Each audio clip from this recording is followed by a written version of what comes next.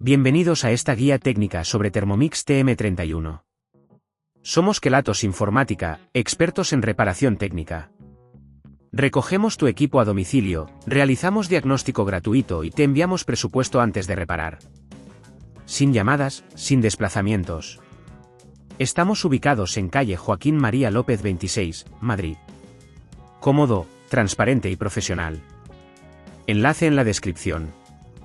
Hoy vamos a hablar de un problema que muchos usuarios de Thermomix TM31 han experimentado: un ruido horrible al utilizar el aparato.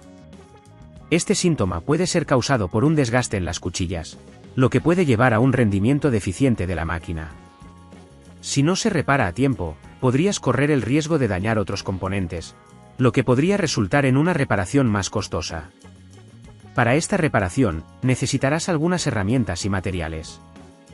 Asegúrate de tener a mano un destornillador de estrella, un destornillador plano, un par de guantes para proteger tus manos, y, por supuesto, las nuevas cuchillas que vas a instalar.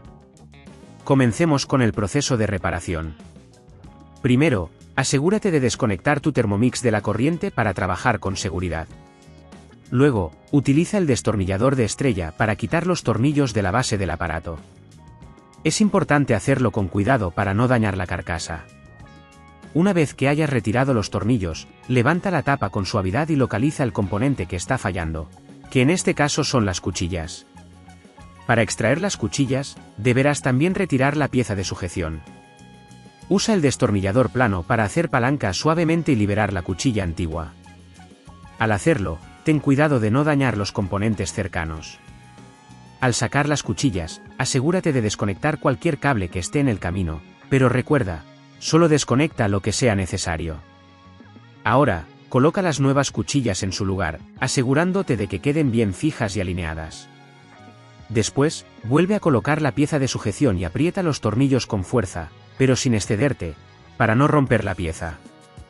Una vez que todo esté en su sitio, cierra la tapa del aparato y asegura todos los tornillos que retiraste al principio. Antes de encender la Thermomix, verifica que no queden piezas sueltas. Si en este punto ves que es demasiado complejo, recuerda que en Kelatos recogemos el equipo en tu domicilio y te lo devolvemos reparado. Para evitar que este problema vuelva a ocurrir, es recomendable realizar un mantenimiento regular de tu Thermomix. Limpia las cuchillas después de cada uso y asegúrate de no sobrecargar el aparato al cocinar.